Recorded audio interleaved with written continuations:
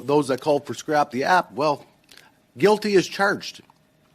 Because my office was absolutely inundated with phone calls from businesses, from folks trying to get across, from nurses, from doctors, that literally had glitches, had to spend time in quarantine. Scrap the app. We have companies leaving Canada. No one wants to travel here. People are stuck on planes for hours. This is about the impact of ArriveCAN on Canada, not about improving it for Canada's future. Here's the clip.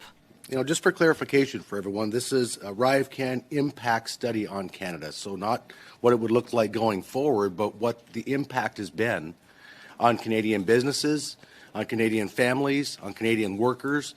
That's what this study is all about. So I'm going to stick on those line of questionings, Madam Chair. And I got to say, I'm really proud to be sitting here surrounded by the MP for Niagara, who represents an incredibly busy border crossing, and the MP from Sarnia, who represents an incredibly border crossing, of course, her neighbor as well, that MP, and then, of course, myself, which is right down at the busiest international border crossing in North America in Windsor.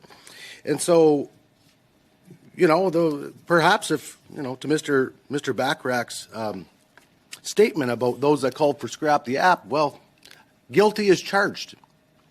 Because my office was absolutely inundated with phone calls from businesses, from folks trying to get across, from nurses, from doctors, that literally had glitches, had to spend time in quarantine for no reason other than the failed app itself. So, if it means fighting for people to have some normality in their life, then I'm proud to have done that. So my first question, through you, Madam Chair, to Mr. Boudreau, as well as to Ms. Pasher. Last week at committee, we heard from the CBSA officers and, from the union, and they said that, in fact, it completely slowed down people crossing at the border. Would each of you please give us some background to that? And before you do, and I'll probably only have time for 2 questions, I think it's important for me to say one more time, just so that you both know, a story I said last week. And long story short is, a business came in with 4 folks on a private plane. They sat on the apron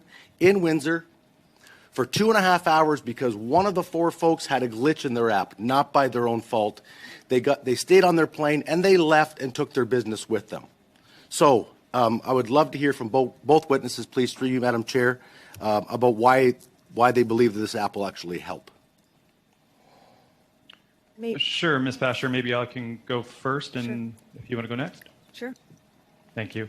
Thank you, MP Lewis. It's important to recognize we represent the air mode, and the land border is significantly different than the air border. I'm not an expert in the land border, so I'll leave it to my comments just to the air border.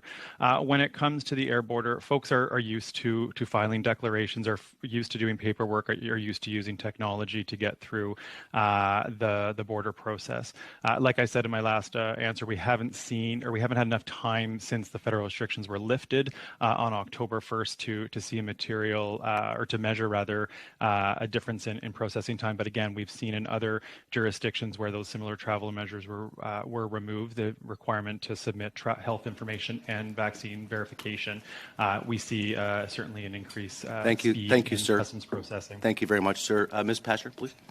I'd just like to echo that same point about, the differentiation of the land border and the air border, because the measures really are different. So I think in terms of the air border, our view is that, if we didn't have the ArriveCAN application, we would have been doing all of this manually, and it would have been taking a lot more time. So we did, because of the health measures that were in place and because the government had mandated this, we actually did need some technology application in order to process people. So I think that would be our view in terms of it was needed at the air border because of the pandemic restrictions. Thank you to both the witnesses. I have 50 seconds left.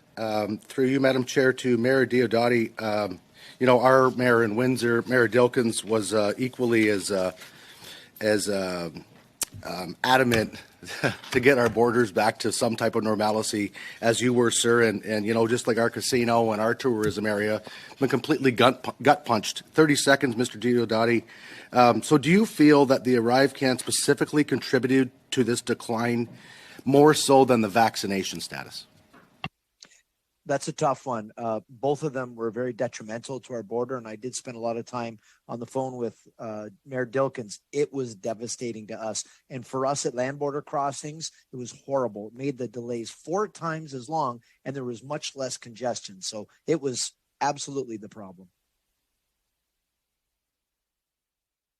Yeah, please, for